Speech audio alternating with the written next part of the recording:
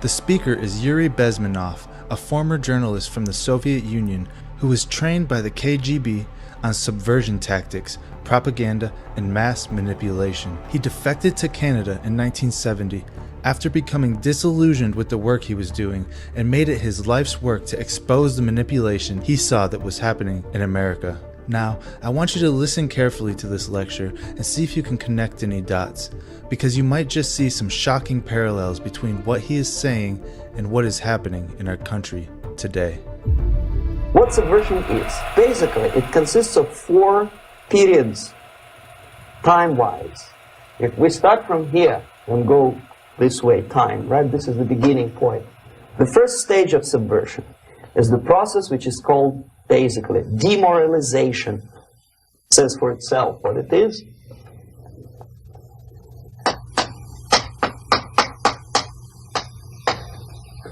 It takes from, say, 15 to 20 years to demoralize a society. He just said it takes between 15 and 20 years to demoralize a society. Well, the year is 2020. Can you think of any major events that happened about 20 years ago today? Why 15 or 20 years? This is the time sufficient to educate one generation of students or children. One generation, one lifetime span of a person, a human being, which is dedicated to study, to shaping up the outlook, ideology, personality. Can you think of a generation that fits that description? I most certainly can.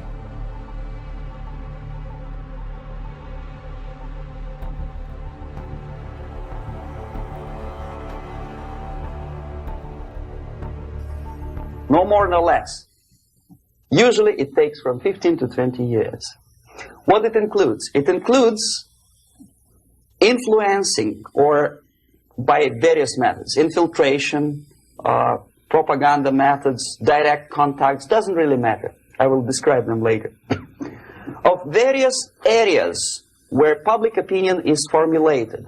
If it's a free democratic society, there are many different movements within the society.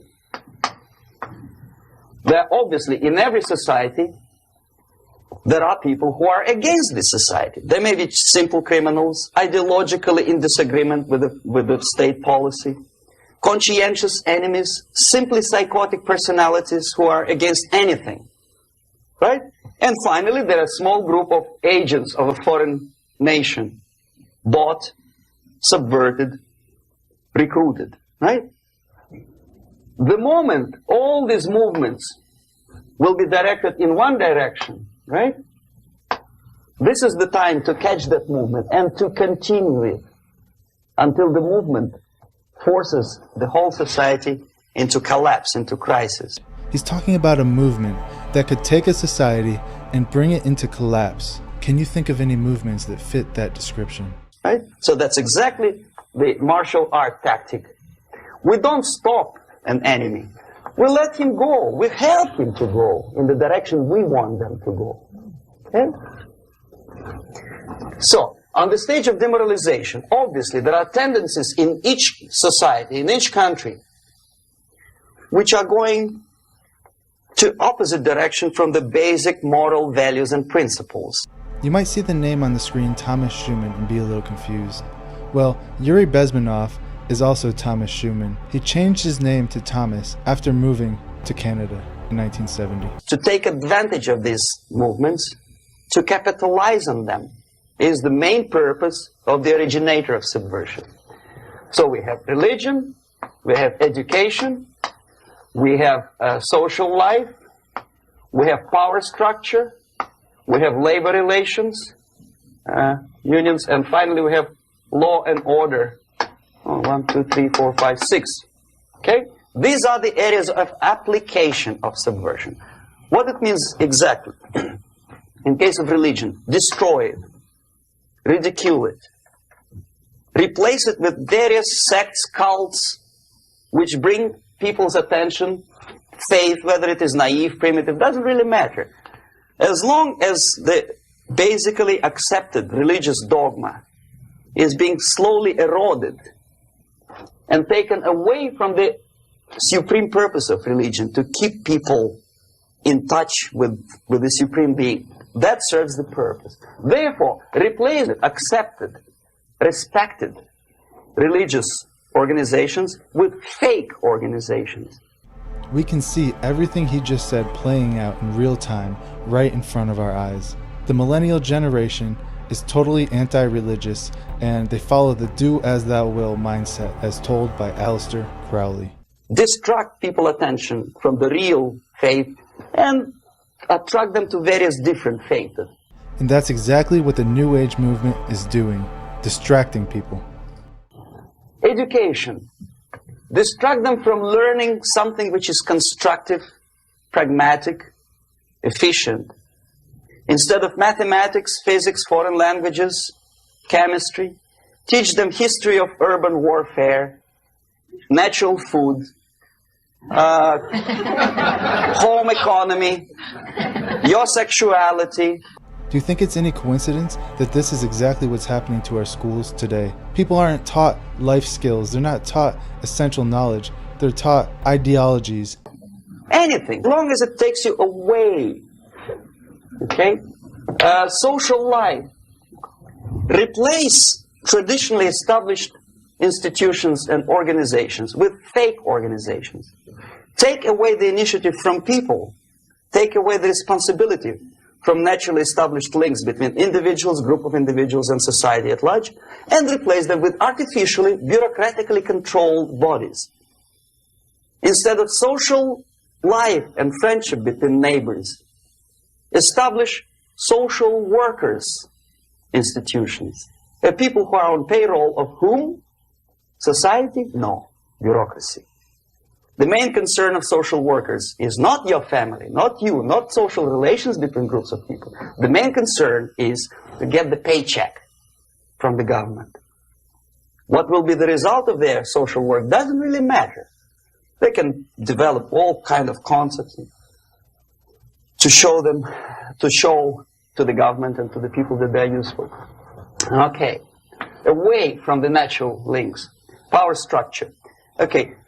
The natural bodies of administration, which are traditionally either elected by people at large or appointed by elected leaders of society, are being actively substituted by artificial bodies. The bodies of people, groups of people, whom nobody elected.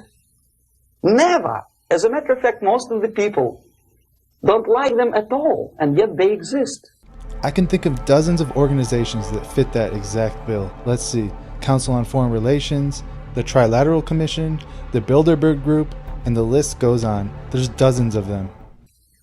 One of such group is media. Who elected them? How come they have so much power?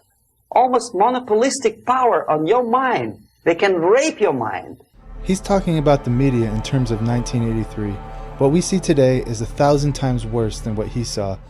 But who elected them? How come they have a nerve to decide what is good and what is bad for the elected by you, president, and his administration? Who the hell are they? Spiro Agnew, who was hated by the liberal left, called them a bunch of enfeebled snobs. And that's exactly what they are. They think they know. They don't. The level of mediocrity. In a big establishment like New York Times, Los Angeles Times, major television network, you don't have to be excellent journalist. You have to be exactly a mediocre journalist. That's easier to survive. There's no competition anymore.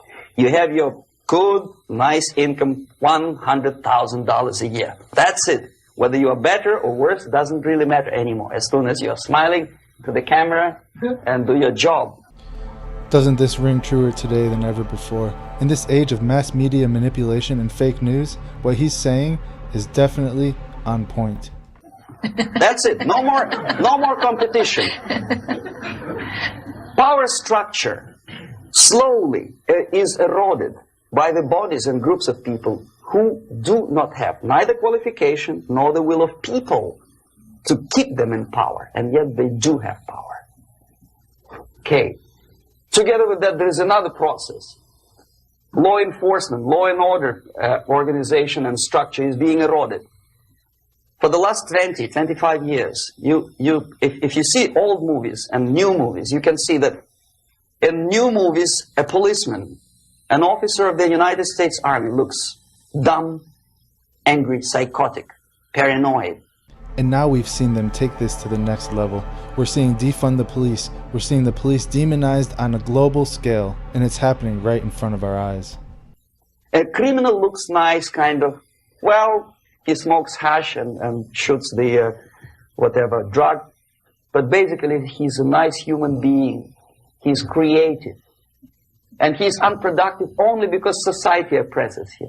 Whereby a general of Pentagon is always, by definition, a dumb, a war maniac. A policeman is a pig, rude policeman. He abuses his power. It's kind of scary how accurate this is, considering it was made in 1983, and it perfectly is describing what people are saying right now about police officers. No? A generality, generalization like that.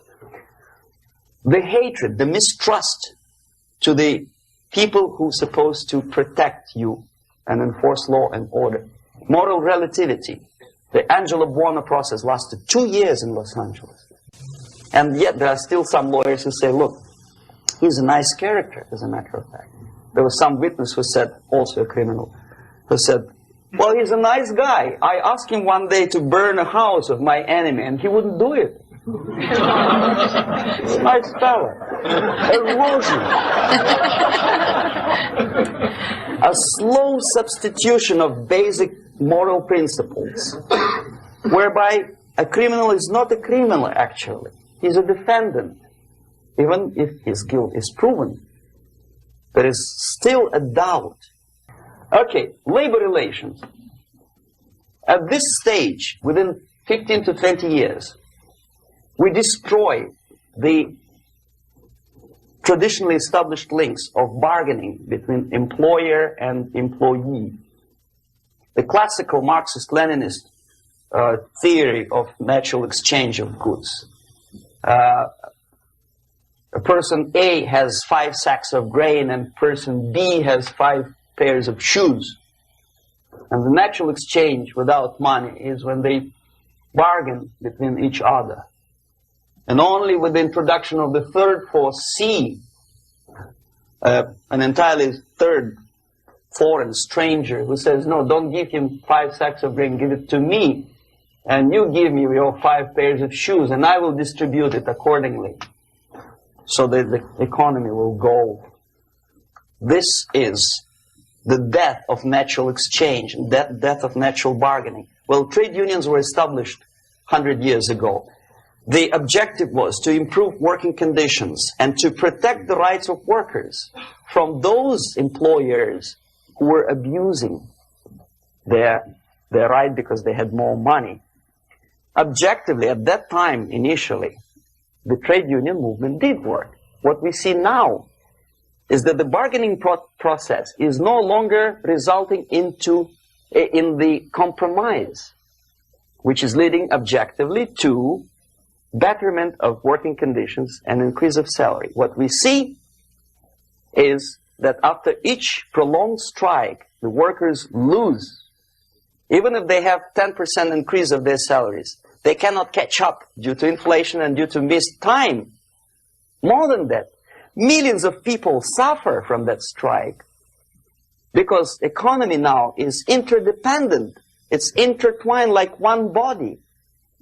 If previously steel workers, say 100 years ago, could strike and nobody would suffer, now it's impossible anymore. If a garbage collector strikes today, the rest of the multi-million city is stinking. I mean, there's no more service. In Quebec, for example, we had the electricians who were on strike in the middle of winter. You can freeze your bottom, and they still were on strike. Did they catch up with the salary? No, they lost. Who benefited? The leaders of trade union. We just saw this exact scenario unfold with the whole COVID-19 lockdown. We were told some businesses were essential, therefore they were allowed to stay open and make money, while other businesses were forced to shut down. And who profited the most from all this? Let's see, Amazon, Walmart, all the big companies profited, while the small mom and pop places were almost bankrupt. What is the motivation for strike? Improving a worker's condition? No, obviously it's not. Then what is it? Ideology. To prove to these capitalists. And the obedient horde of workers, like sheep, follow these people. And they cannot disobey. Why? Because if they do, you know what happens to them. I was made to believe by media, by business, by advertising agencies that I need more and more and more. Have you ever heard any advertising on TV to consume less? No. No way. Whether you need a six-cylinder car or not, you have to buy it. And hurry up. When I was driving here, on the local radio station, an excited announcer said, "You hurry up, rush and save, save, save. There is a pantyhose sale." Save by buying more. But what we did when I was working for Novosti Press, we would snow plow editorial offices, student organizations, religious groups with literature of class struggle. If not directly Marxist-Leninist propaganda, then a propaganda of a legitimate aspirations of working class, betterment of life, equality. And the absolute equality exists in Soviet Union, quote-unquote equality. Everybody is equal in dirt, except some people are more equal than the others in Politburo. So, the moment you bring a country to the point of almost total demoralization, when nothing works anymore, when you are not sure whether it is right or wrong, good and bad, but there's no division between evil and good, when even the leaders of church sometimes say, well, violence for the sake of justice, especially social justice. Violence for the sake of social justice. Sound familiar? It sure sounds a lot like Antifa. Say, well, violence for the sake of justice, especially social justice, is justified in countries like Nicaragua, El Salvador, well, maybe Rhodesia, and we listen to them and say, yeah, probably it's true. Is it true? No, it is not true. Violence is not justified, especially for the sake of quote-unquote social justice introduced by Marxist-Leninism. Demoralization through social justice. It should be the anthem for 2020. The next step is destabilization.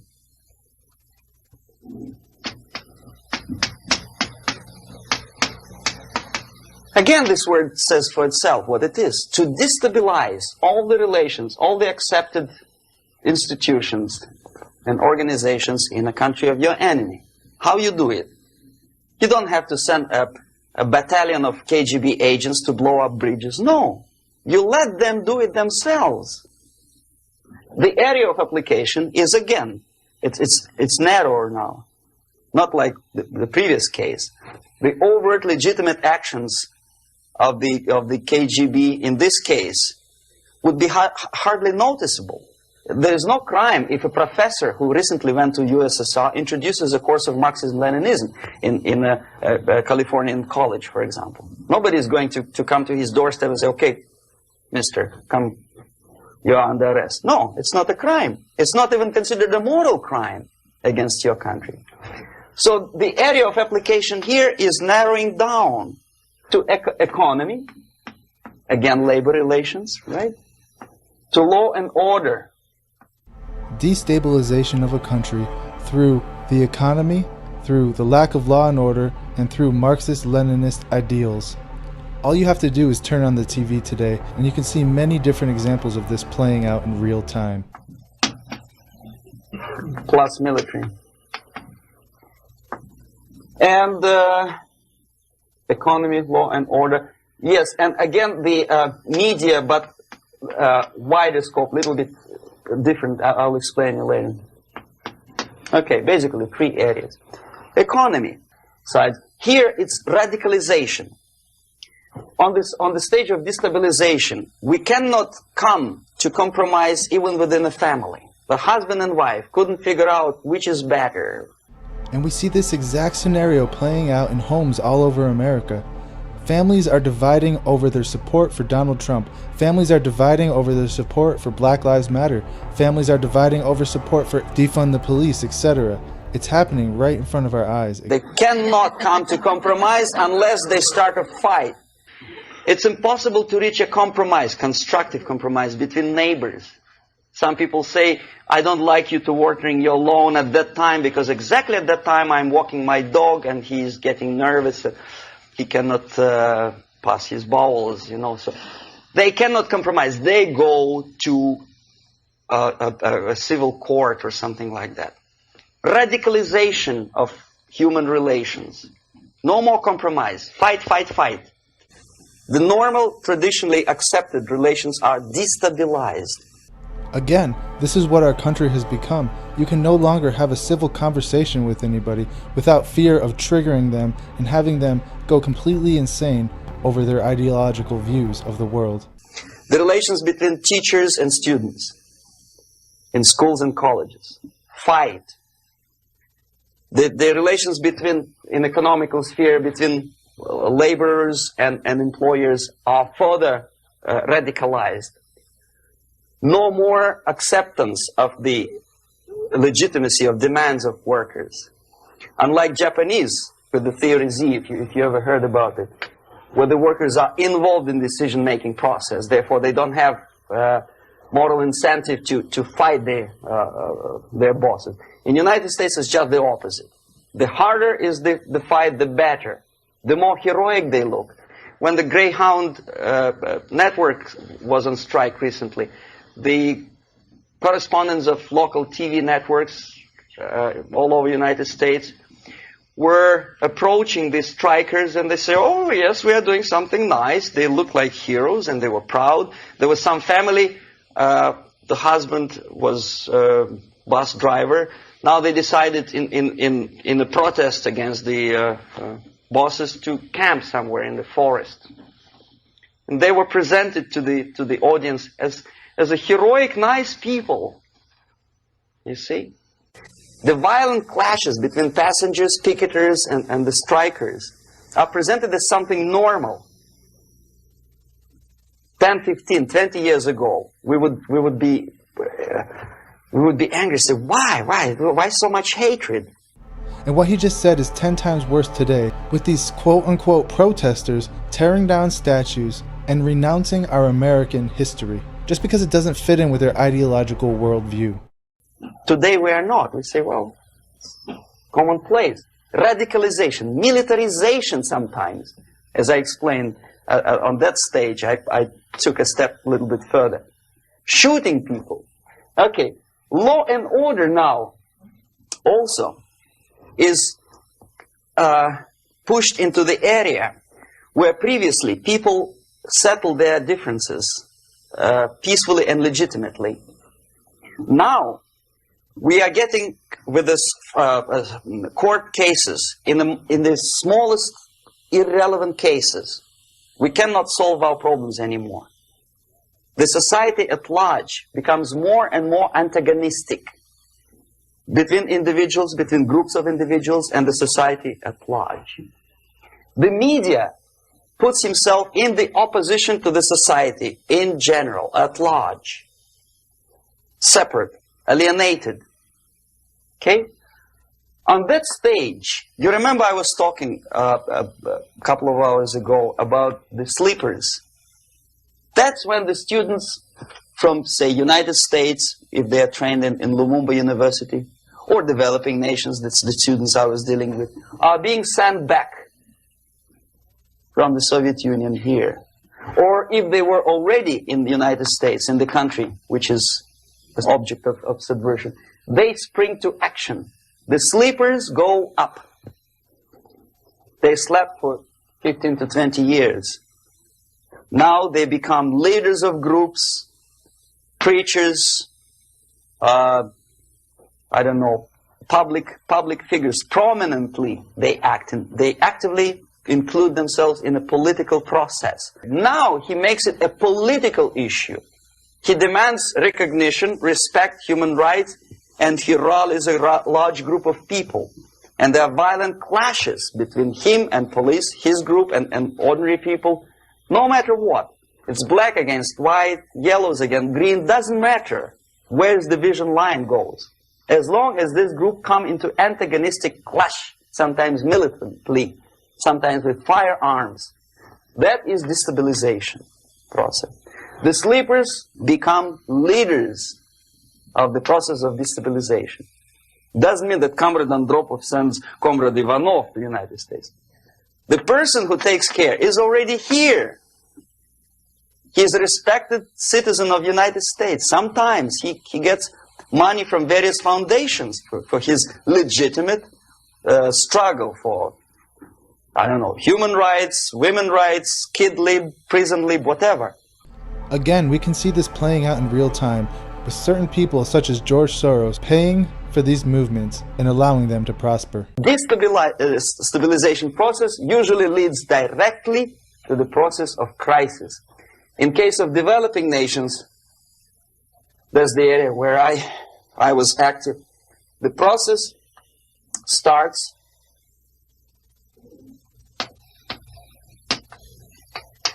when the legitimate bodies of power, the social structure collapse. It cannot function anymore. Demoralization, destabilization, and crisis. Where do you think we are right now? So instead, we have artificial body injected into society, such as non-elected committees. Non-elected committees. We call them NGOs. You remember I was talking about them here. Social workers who are not elected by people, media who are self-appointed rulers of your opinion, some strange groups which claim that they know how to lead society forward. They don't usually. All they care is how to collect donations and sell their own concocted ideology, mixture of religion and ideology. Here, we have all this artificial body claiming power. If the power is denied to them, they take it by force. If power is denied to them, they take it by force. Where have we seen that recently? We've seen this play out in Seattle with the whole Chaz or CHOP movement. Okay? Crisis is when society cannot function any more productively. It collapses, obviously. That's the word for crisis. So therefore, the population at large is looking for a savior. The religious groups are expecting a Messiah to come. The workers say, we have family to feed. Let's have a strong government, maybe socialist government, centralized. When somebody put the employers on their place and let us work. We are sick and tired of going to strike and missing overtime and all that stuff. We need some strong man, strong government, a leader, a savior is needed. The things are going to get so bad. The people are going to be calling out for a Messiah, looking for a savior. Where have we heard that before? Well, the Bible tells us this exact scenario is going to play out, and the savior is going to be the Antichrist. Population is sick and tired already. And here we are. We have a savior. Either a foreign nation comes in, or the local group of leftists, Marxists, no matter what they call themselves, Sandinista, a reverend or some sort, Bishop Muzureva, like in Zimbabwe, doesn't matter. A savior comes and says, I will lead you. So we have two alternatives here. Civil war and invasion. Okay? See how it goes? Civil war, we know what it is. Lebanon is the best example. The civil war, which was artificially implanted in Lebanon by injection of force of PLO, Palestinian Liberation Organization. Invasion we have in many other countries like Afghanistan, Name any East European country, it was invaded by the Soviet army. But the result is the same. The next stage is normalization. Normalization is a very ironic word, of course. It is borrowed from 1968 situation in Czechoslovakia, when the Soviet propaganda and after them New York Times declared the country is normalized. The tanks moved into Prague, so there's no more Prague Spring, there's no more violence. Normalization. At that stage, the self-appointed rulers of the society don't need any revolution anymore. They don't need any radicalism anymore. So this is the reverse from destabilization. Basically, it is stabilizing the country by force. So all the sleepers and activists and social workers and liberals and professors and Marxists and Leninists are being eliminated physically sometimes. They've done their job already. Okay? They are not needed anymore. The new rulers need stability to exploit the nation, to exploit the country, to take advantages of the victory. Okay? So no more revolutionaries, please. Okay. So to reverse this process, from here, it takes only and always military force. No other force on earth can reverse this process at this point. At this point, it does not take military invasion of the United States Army. It takes strong action, like in Chile. A CIA covert involvement to prevent the savior from outside to come into power and to stabilize country before it erupts into civil war. Okay? Support the right-wing conservative forces. Buy money. Let's be honest, quitting smoking is hard. Like the 37th last... By crooks or love doesn't matter. Stabilize the country. Don't let the crisis develop into civil war or invasion. Oh no, your liberals will say it's against the law. Should we wait till the normalization come and Soviet tanks land in Los Angeles airport? Now, at that point, at the point of destabilization, also the process could be reversed. Again, easily than this. No CIA involvement at this point. You know what it takes here? Restriction of some liberties for small groups which are self-declared enemies of the society. As simple as that. Do not elect them to the seats of power, whether it is municipality level, state level, or federal level. So the answer to ideological subversion, strangely enough, is very simple. You don't have to shoot people, you don't have to aim missiles and Pershings and cruise missiles at Andropov's headquarters. You simply have to have faith and prevent subversion. In other words, not to be a victim of subversion. Don't try to be a person who in judo is trying to smash your enemy and being caught by your hand. Don't strike like that. Strike with the power of your spirit and moral superiority. If you don't have that power, it's high time to develop it. And that's the only answer. That's it. Thank you. So what do you think about that?